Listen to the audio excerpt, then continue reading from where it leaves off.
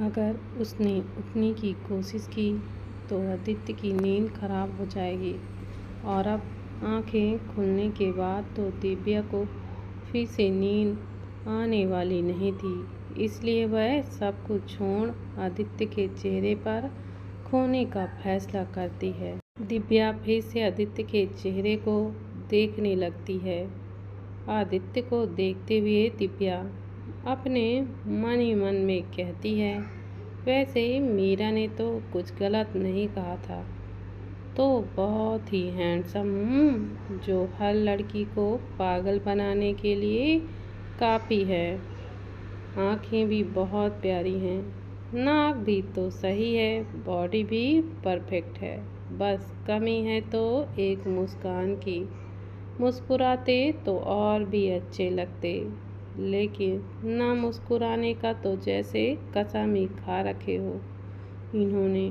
दिव्या अपने मन में बातें करते हुए आदित्य को ही देखे जा रही थी। तभी आदित्य भी अपनी आंखें धीरे धीरे खोलता है। आंखें खुलते ही उसकी नज़रें दिव्या की नज़रों से टकरा जाती हैं। नज़रों के मिलते ही आदित्य की पकड़ दिव्या पर ढीली हो जाती है और वह अपने बाहों से दिव्या को आज़ाद करता है। आदित्य अपनी जगह से उठकर वॉशरूम चला जाता है। दिव्या भी उठकर बैठ जाती है। फिर कुछ सोचते हुए दिव्या अपनी जगह से उठकर बालकनी की तरफ चली जाती है। बालकनी से नज़ारों को देखकर दिव्या के चेहरे पर एक मुस्कुराहट आ जाती है।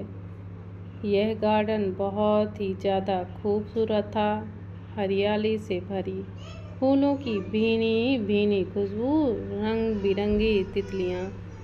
आखिर में दिव्या की नज़र एक पेड़ पर पड़ती है, जहाँ घोंसले में एक चिड़िया अपने बच्चों को खाना खिला रही थी।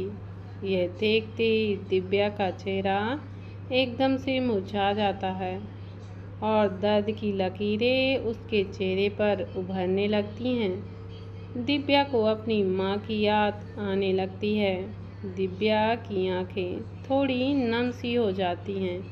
दिव्या बालकनी से सीधे वॉशरूम की तरफ घुस जाती है और शावर ऑन करके जोर जोर से रोने लगती है।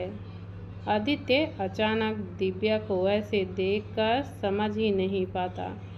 जब वह दिव्या की रोने की आवाज़ सुनता है तो एकदम से घबरा जाता है और वॉशरूम की तरफ दौड़ जाता है। दिव्या ने दरवाजे बंद नहीं किया था वॉशरूम का। आदित्य वॉशरूम का दरवाज़ा खोलकर अंदर की ओर चला जाता है। आदित्य देखता है कि दिव्या शावर के नीचे बैठकर रो रही थी। आदित्य का दिल तड़प उठता है। वह दिव्या के पास जाकर घुटनों के बल बैठ जाता है और दिव्या को गले से लगा लेता है। दिव्या भी कसकर आदित्य को पकड़कर रोने लगती है। दोनों शावर के नीचे पानी की बूंदों से भीग रहे थे। दोनों की धड़कनें एक साथ ही धड़क रही थी। अब तक दिव्या शांत हो चुकी थी। आदित्य शावर बंद करके दिव्या को खुद से अलग करता है।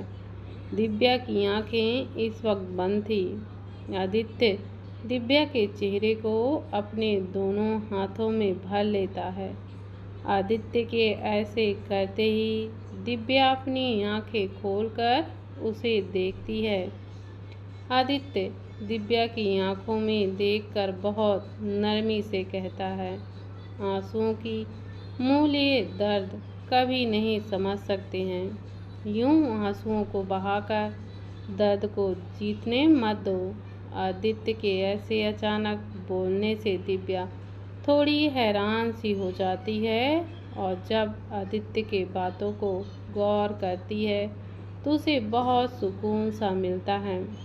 दिव्या अपने आंसुओं को पोंछ आदित्य को देखने लगती है तो आदित्य कहता है, मैं तुम्हारा बाहर इंतज़ार करना हूँ, जल्दी आना। दिव्या हाँ में सिर हिलाती है तो आदित्य अपनी जगह से उठकर वॉशरूम से बाहर चला जाता है। वहीं तरुणा देवी बहुत गंभीरता से अपनी जगह पर बैठी हुई थी। तभी बाला आकर कहता है, मालकिन, हमें नहीं लगता प्रियांश राठौर का इरादा छोटी मालकिन को चोट पहुंचाना है। हमने पता करने की बहुत कोशिश की है कि ऐसी कोई साजिश तो नहीं रची गई है। तरुणा देवी थोड़ी सी कड़क आवाज़ में कहती हैं, राठौर खानदान का कोई भरोसा नहीं है, कब किस पे वार कर दे। बाला सर झुकाए हिचकिचाते हुए कहता है, तो आप छोटी मालकिन को भी प्रियांश राठौर से दूर रहने के लिए क्यों नहीं कहते। तरुणा तेज आवाज़ में, कभी नहीं। दिव्या वैसे भी इस घर को कैद समझती है। अगर हमने उन्हें किसी चीज़ के लिए मना किया तो वह खुद को एक गुलाम समझने लगेंगी, जो हमें हरगिज़ मंजूर नहीं है। फिर कुछ सोचते हुए तरुणा देवी कहती हैं, दिव्या को प्रीत से दूर रखो। प्रीत को अब भी लगता है कि अर्जुन की शादी हो चुकी है और वह उसकी पत्नी को अपने रास्ते की हटाने की कोशिश जरूर करेगी। बाला हाँ बोलकर कमरे से निकल जाता है। उधर ज्येष्ठा अपने कमरे में सुकून से सो रही थी। तभी उसे कुछ अजीब सा लगता है तो वह झट से अपनी आंखें खोल कर देखती है तो ध्रुव ने उसे कसकर जकड़ा हुआ था। उसको देखते ही ज्येष्ठा की आंखों में नफरत के भाव दिखाई देने लगते हैं। ज्येष्ठा ध्रुव को जोर का धक्का देकर बेड से उठ खड़ी हो जाती है और कमरे को देखते ही तो उसका ही कमरा था। ज्येष्ठा के धक्का देने से ध्रुव की नींद टूट जाती है और वह उठकर बैठ जाता है। ज्येष्ठा गुस्से से ध्रुव के पास जाकर उंगली दिखाकर कहती है, तुम्हारी हिम्मत भी कैसे हुई मेरे कमरे में आकर मेरे ही बेड पर मेरे साथ सोने की। ज्येष्ठा की उंगली दिखाने से ध्रुव को भी गुस्सा आ जाता है और वह झट से उसका हाथ पकड़कर अपने ऊपर ही खींच लेता है। ध्रुव ज्येष्ठा के हाथों को जोर से पकड़कर गुस्से से कहता है, मैं कुछ नहीं कर रहा। इसका मतलब ये नहीं कि मैं कुछ कर नहीं सकता। आइंदा से मुझे उंगली दिखाने की गलती भी मत करना। ज्येष्ठा खुद को छुड़ाकर ध्रुव को देखते हुए बिना डरे कहती है, मैं दिखाऊंगी क्या कर लोगे तुम मेरा। मेरे जिस्म को नोचोगे या मुझे मार डालोगे। फिर उंगली दिखाकर, एक बात याद रखना ध्रुव सूर्यवंशी, ये सब चीज़ों से मैं नहीं डरती। तुम मेरे साथ कुछ भी कर लो, आखिरी सांस तक तो मैं तुमसे सिर्फ और सिर्फ नफरत ही करती रहूँगी। ज्येष्ठा के फिर से उंगली दिखाने से ध्रुव को गुस्सा आने लगता है। अपने गुस्से को शांत करने के लिए वह अपनी आँखों को बंद कर लेता है। ज्येष्ठा उसे गौर से देखने लगती है। ध्रुव ने अपनी मुट्ठियाँ कसी हुई थीं और वह खुद को शांत करने की कोशिश कर रहा था। ध्रुव को देखकर ज्येष्ठा अपनी उंगलियां हटा लेती है और वहां से जाने लगती है। तभी ध्रुव बेड से उठकर ज्येष्ठा को पकड़कर अपनी तरफ कर लेता है और कहता है, तुम जिसकी वजह से मुझसे इतनी नफरत करती हो उसकी सच्चाई पता भी है तुम्हें। ज्येष्ठा ध्रुव को धक्का देती है और उसका कॉलर पकड़कर कहती है, अपनी बकवास बातें अपने पास रखो। मुझे मेरी दीदी के बारे में अच्छे से सब कुछ पता है। ध्रुव ज्येष्ठा के हाथों को पकड़कर अपने कॉलर को छुटाता है और ज्येष्ठा के थोड़े दूर जाकर अपना गन निकाल लेता है। यह देखकर ज्येष्ठा सहम सी जाती है। ध्रुव ज्येष्ठा की आंखों में देखकर, तुम मुझे मारना चाहती हो ना? आज मैं तुम्हारी ख्वाहिश को पूरा ही कर देता हूँ। मुझे मारना ही तुम्हारी आखिरी ख्वाहिश है ना? तो मैं आज ये भी कर देता हूँ। इतना बोलते ही ध्रुव गन को अपने सर पर पॉइंट कर देता है। यह देखकर अचानक ही ज्येष्ठा का दिल घबरा जाता है। ध्रुव ज्येष्ठा की आंखों में ही देखते हुए फिर से कहता है, गुड बाय बेबी। इतना कहते ही उस कमरे में गन चलने की जोर से आवाज़ एकदम गूंज उठती है। कमरे में गोली चलने की जोर से आवाज़ गूंजती है तो ज्येष्ठा ने ध्रुव के डायरेक्शन को चेंज कर दिया था। वह ध्रुव के हाथों से बंदूक लेकर बेड पर फेंक देती है। ज्येष्ठा गुस्से से कहती है, तुम्हें मैंने पहले ही कहा था, तुम्हें मारने का हक सिर्फ मेरा है। ध्रुव बस ज्येष्ठा की आंखों में देखने लगता है। वहीं ज्येष्ठा भी ध्रुव की आंखों में ही देख रही थी। तभी ध्रुव का फ़ोन रिंग होता है। ध्रुव बिना देखे कॉल रिसीव करता है। दूसरे तरफ से कालू, बॉस, हमें इन्फॉर्मेशन मिली है, मैडम कल ही इस शहर में आई हैं। ध्रुव ज्येष्ठा को देखते हुए ही फ़ोन पर, मैं आ रहा हूँ। ध्रुव कॉल कट करके बेड से गन लेता है और ज्येष्ठा के घर से निकल जाता है। ज्येष्ठा बस उसे जाते हुआ देखती रहती है। आदित्य और दिव्या साथ में नाश्ता करते हैं। दिव्या सोफे पर बैठकर किसी सोच में बिल्कुल डूब सी जाती है। आदित्य अपने फाइल लेकर कमरे से बाहर निकलने लगता है। सुनिए, दिव्या के एक आवाज़ से आदित्य अपनी ही जगह पर रुक जाता है और पीछे पलटकर दिव्या को देखने लगता है। दिव्या सोफे से उठकर आदित्य के पास जाती है और कहती है, हम आज अपने घर जा रहे हैं। दिव्या की बात सुनकर आदित्य दिव्या के थोड़े पास जाता है और उसके हाथों से फ़ोन ले लेता है। दिव्या उसे देखने लगती है। आदित्य दिव्या के फ़ोन पर अपना नंबर टाइप करता है तो उसमें अनुज ब्रदर्स शो होता है। यह देखकर आदित्य दिव्या को देखने लगता है। वहीं दिव्या थोड़ा झांकते हुए देखती है तो उसकी आंखें हैरानी से बड़ी हो जाती हैं। अनुज ने जब दिव्या के फ़ोन पर आदित्य का नंबर टाइप किया था तो दिव्या ने आदित्य का फ़ोन नंबर इसी नाम यानी अनुज ब्रदर्स के नाम से सेव किया हुआ था। दिव्या को अब अजीब लगने लगता है। उसने कभी यह नहीं सोचा था कि कभी आदित्य उसके फ़ोन को छुएगा और यह नाम देख लेगा, इसलिए उसने इस तरह से सेव कर दिया था।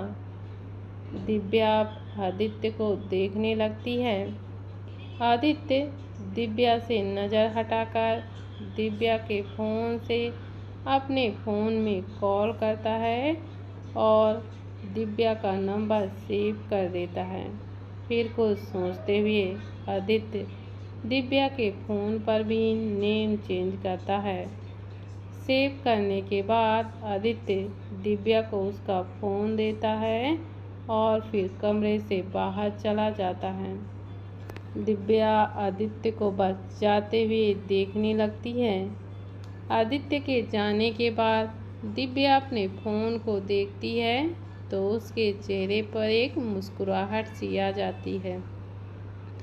आदित्य ने दिव्या के फ़ोन पर नेम चेंज करके अपना नाम लिख दिया था। दिव्या अपना पर्स लेकर कमरे से बाहर की ओर निकल जाती है। दिव्या जैसे ही विला के मेन डोर से बाहर निकलती है उसी वक्त उसके पास एक लड़की ब्लैक जीन्स और टॉप में उसके पास आकर सर झुकाते हुए कहती है, हेलो मैम, मैं छाया आपकी पर्सनल बॉडीगार्ड। सर ने कहा है कि आप कहीं जाना चाहती हैं। दिव्या काफ़ी नरमी से, पहले तो आप हमारे सामने सर मत झुकाइए, हमें बिल्कुल भी पसंद नहीं है। और यह मैम, ये सब बोलने की ज़रूरत नहीं है, आप मुझे दिव्या बुला सकती हैं। सॉरी मैम, लेकिन ये हमारे नियम के खिलाफ होगा। दिव्या अब कुछ नहीं कहती और आगे की ओर बढ़ जाती है। जब दिव्या अपने घर में रहा करती थी, तब भी उसने अपने बॉडीगार्ड्स को खुद को मैम बोलने के लिए बहुत बार मना किया था, लेकिन उनका भी यही जवाब होता था कि वो ऐसा नहीं कर सकते। दिव्या की ये सबसे बहुत ज़्यादा फ्रस्ट्रेट हो जाती थी, लेकिन वह कुछ भी नहीं कर सकती थी। दिव्या के कार के पास जाते ही छाया जल्दी से कार का दरवाज़ा खोलती है। दिव्या कार में बैठ जाती है। छाया भी कार के आगे वाली सीट पे बैठ जाती है और कार विला से बाहर की ओर निकल जाती है। कार के आगे पीछे बॉडीगार्ड्स की गाड़ी चल रही थी। दिव्या की सेफ्टी में आदित्य ने कोई कसर नहीं छोड़ी थी। वहीं आदित्य एक होटल में मीटिंग के सिलसिले में जाता है। जैसे ही वह अंदर जाता है तो उसकी मुट्ठियाँ एकदम से कस जाती हैं। वह गुस्से से सामने की ओर ही देख रहा था। वहीं सामने वाला इंसान तो अपने ही सोच में डूबा हुआ था। तभी आदित्य के सामने एक आदमी आकर हाथ बढ़ाकर स्माइल करते हुए, वेलकम मिस्टर सिंघानिया, फाइनली आपसे मुलाकात हो ही गई। आदित्य सामने वाले से नज़रें हटाकर उसके पास वाले से हाथ मिलाता है, लेकिन कुछ नहीं बोलता। आदित्य अब आगे बढ़कर चेयर पर बैठ जाता है। वह आदमी आदित्य को सबको इंट्रोड्यूस करवाता है। वहीं सामने वाला इंसान जैसे ही आदित्य का नाम सुनता है, आदित्य को ही देखने लगता है, जो एकदम डार्क फेस के लिए बैठा हुआ था। सामने वाला इंसान और कोई भी नहीं, ध्रुव सूर्यवंशी था, जिसे देखकर आदित्य को बहुत ज़्यादा गुस्सा आने लगता है। आदित्य ने पहले ही ध्रुव की सारी डिटेल्स निकाल ली थी। वैसे उसे ये भी पता था कि आज उसकी मुलाकात ध्रुव सूर्यवंशी से होने वाली है। आदित्य को देखकर ध्रुव एक जहरीली मुस्कान पास करता है, जिसे आदित्य इग्नोर कर देता है। करीब 1 घंटे बाद मीटिंग ख़त्म हो जाती है। सारे लोग कमरे से बाहर की ओर निकल जाते हैं। अब सिर्फ कमरे में आदित्य और ध्रुव होते हैं। ध्रुव अपनी जगह से उठकर आदित्य के पास वाली चेयर में बैठ जाता है और कहता है, सो मिस्टर आदित्य सिंघानिया, आपके बारे में पता लगाना सच में कुछ ज़्यादा ही डिफ़िकल्ट है। इतने बड़े सक्सेसफुल बिजनेसमैन होने के बावजूद आपको देखने के लिए इंटरनेट पर एक भी फ़ोटो नहीं है। आदित्य ध्रुव के सारे बातों को नज़रअंदाज कर डायरेक्ट पूछता है, दिव्या के पीछे क्यों पड़े हुए हो? ध्रुव आदित्य के सवालों को सोचने की एक्टिंग करते हुए, दिव्या दिव्या ओ अच्छा, मिस दिव्या त्रिवेदी। आदित्य सपाट से कहता है, नहीं, मिसेज दिव्या आदित्य सिंघानिया। ध्रुव उफ सॉरी, लेकिन मिस्टर सिंघानिया, इसमें आपकी ही गलती है। आपने उसे इंट्रोड्यूस ही नहीं करवाया, चुपके से शादी कर लिया तो किसी को पता कैसे ही चलेगा? आदित्य एकदम कड़क आवाज में, it's none of your business. Aditya के ऐसे बोलने से ध्रुव अपनी जगह से उठता है और फिर दोनों हाथों को अपने पॉकेट में हाथ डालकर कहता है, एनीवेज, दिव्या का सरनेम कुछ दिन बाद चेंज हो जाएगा। कुछ दिन बाद दिव्या सिंघानिया नहीं, दिव्या सूर्यवंशी हो जाएगी। ध्रुव की बात सुनकर अचानक ही आदित्य के दिल में एक दर्द सा उठता है और वह गुस्से से अपनी मुट्ठियों को भींच लेता है। दिव्या को किसी और का होते हुए ही सोचकर आदित्य का मन एकदम सा बैठ जाता है। वहीं ध्रुव आदित्य के चेहरे के भाव को देखकर मुस्कुराते हुए वहां से चला जाता है। उसके जाने के बाद आदित्य भी अपनी जगह से उठकर वहां से चला जाता है। इधर दिव्या अपने घर पहुंचती है। दिव्या का घर भी बहुत ही ज़्यादा बड़ा और खूबसूरत था। दिव्या कार से बाहर निकलती है और चारों तरफ देखती है। आज पूरे 3 महीने के बाद दिव्या अपने घर को देख रही थी। पहले जब वो यहाँ रहती थी तब हर तरफ चहल पहल हुआ करती थी। बॉडीगार्ड चारों तरफ तैनात रहा करते थे, लेकिन आज ऐसा कुछ भी नहीं था। बाहर काफ़ी देर देखने के बाद दिव्या अंदर जाती है। अंदर में एक बहुत ही बड़ा हॉल था।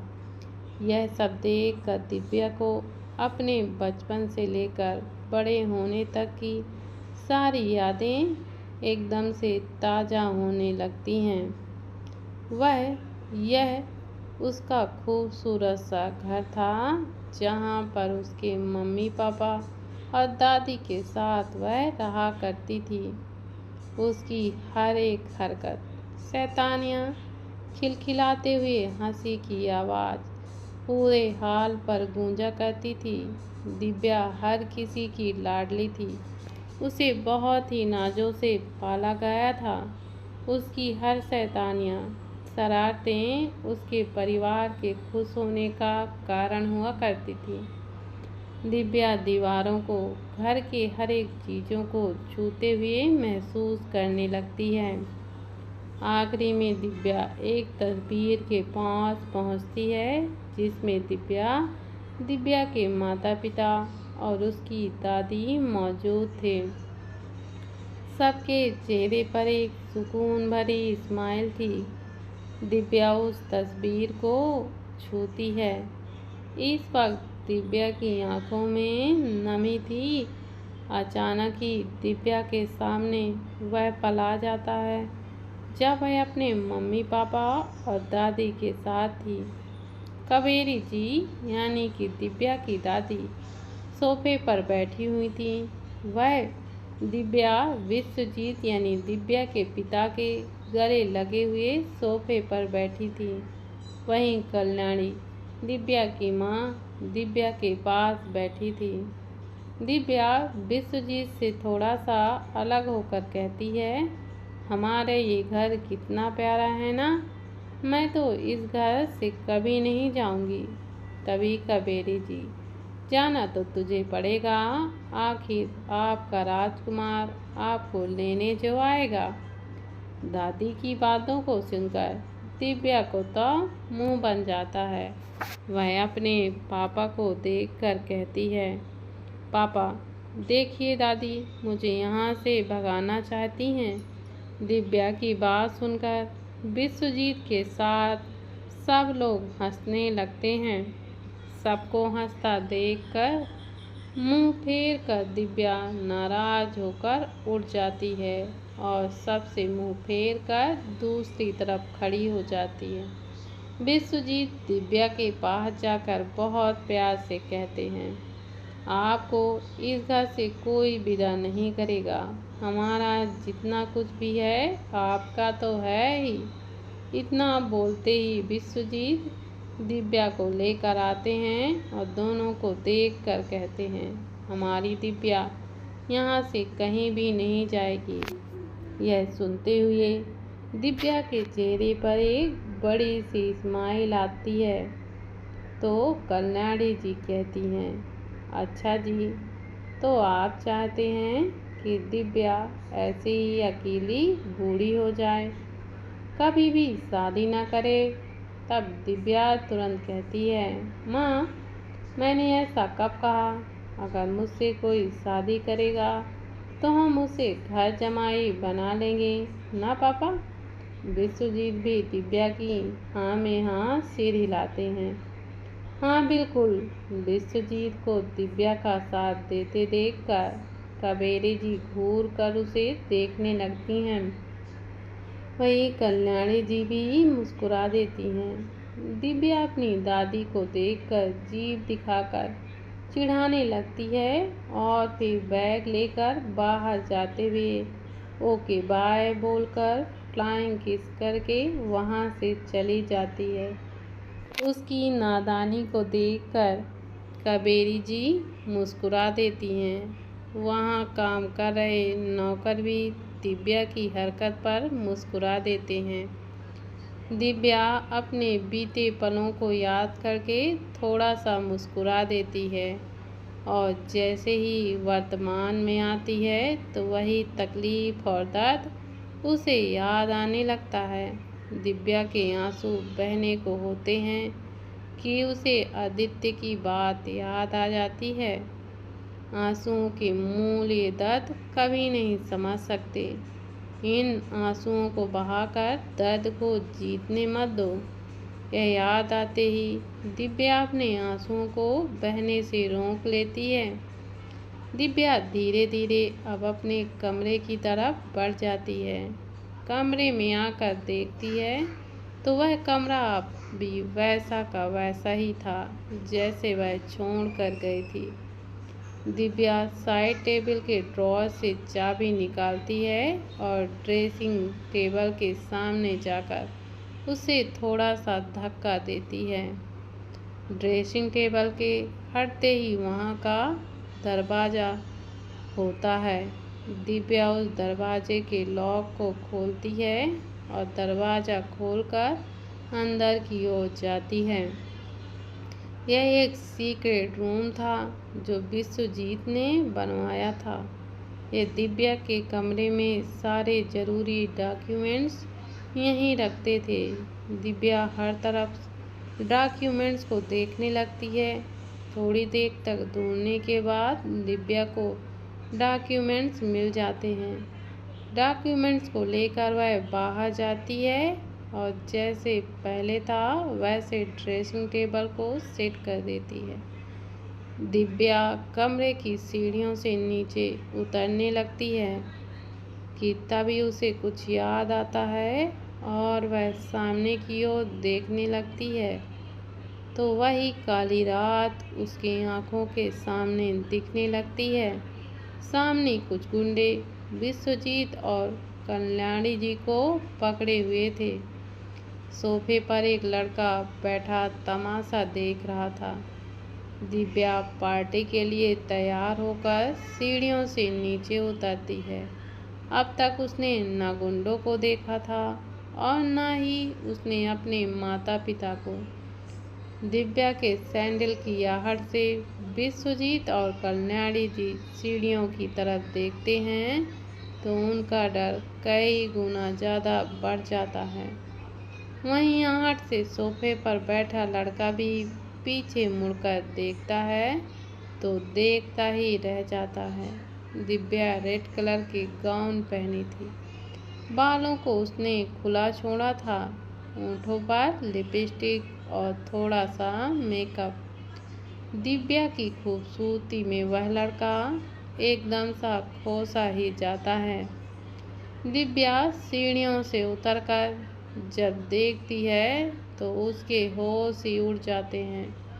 अपने माता पिता को वैसा देखकर दिव्या जल्दी से उनके पास जाती है और वहां गुंडे को धक्का देती है। वह गुंडे उसे पकड़ने ही वाले होते हैं कि वह लड़का उन्हें हाथ से इशारों से रोक देता है। दिव्या अपने माता पिता को साइड में खड़ा करके पूछती है, आप दोनों ठीक तो हो ना? विश्वजीत दिव्या को बेटा आप यहाँ से चले जाइए, हम इन्हें देख लेंगे।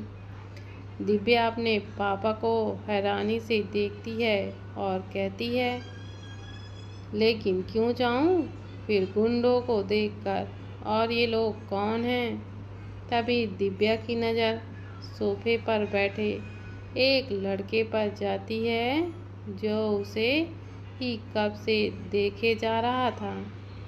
दिव्या उसकी तरफ बढ़ती है और फिर उससे गुस्से में कहती है, कौन हो तुम और तुम्हारी हिम्मत भी कैसे हुई मेरे पापा मम्मी को छूने की? वह लड़का जो दिव्या को ऊपर से नीचे तक देख रहा था, वह अब उसके हिलते हुए ऊँटों को देखने लगता है। फिर अपनी जगह से उठकर विश्वजीत की तरफ देखते हुए कहता है, तो ये है तुम्हारी बेटी जिसके नाम पर तुम्हारी सारी जायदाद है? फिर दिव्या के पास जाकर उसकी खुशबू को सूंघते हुए कहता है, मानना पड़ेगा भला की खूबसूरत है। मेरा तो दिल आ गया है इस पर। अब कोई चिंता नहीं, अब तुम्हारी बेटी भी मेरी और इसकी जायदाद भी। फिर दिव्या की तरफ देख कर कहता है, जाने मन कल ही हम शादी कर लेते हैं और फिर सुहाग। वह इससे आगे बोलता कि दिव्या उसके गाल पर जोर का थप्पड़ जड़ देती है। दिव्या के ऐसे मानने से लड़का गुस्से से दिव्या का गला पकड़ लेता है। यह देखकर विश्वजीत आकर उस लड़के को धक्का देते हैं तो वह लड़का पीछे हो जाता है। दिव्या लंबी लंबी सांसें लेती है, तभी हाल में गोलियों की आवाज़ आती है। दिव्या सामने देखती है तो शॉक्ड हो जाती है। गोली विश्वजीत के सीने से लगी थी। वह धम्म से जमीन पर गिर जाती है। कल्याणी जी जोर से चिल्लाती हैं, नहीं। वह आगे बढ़ती हैं, तभी फिर से गोलियों की आवाज़ आती है। दिव्या देखती है तो वह गोली कल्याणी जी के सीने पर लगी थी। दिव्या की आंखों के सामने उसके माँ पापा की मौत हो जाती है। ये सब याद आते ही दिव्या की आंखों के सामने एकदम से अंधेरा सा छाने लगता है। वह एकदम अचानक बेहोश हो जाती है और सीढ़ियों से नीचे गिरने लगती है। दिव्या सीढ़ियों से नीचे गिरते हुए सीधे फर्श पर चली जाती है। उसके सर से खून बहने लगता है और हाथों में भी चोट लग जाती है। छाया जो दिव्या को बुलाने ही आ रही थी, दिव्या को देखकर एकदम से डर जाती है और जल्दी से उसके पास जाती है। मैम क्या हुआ है आपको? छाया बुलाती ही रह जाती है, लेकिन दिव्या आंखें ही नहीं खोलती। ये देखकर छाया डर से ही कांपने लगती है।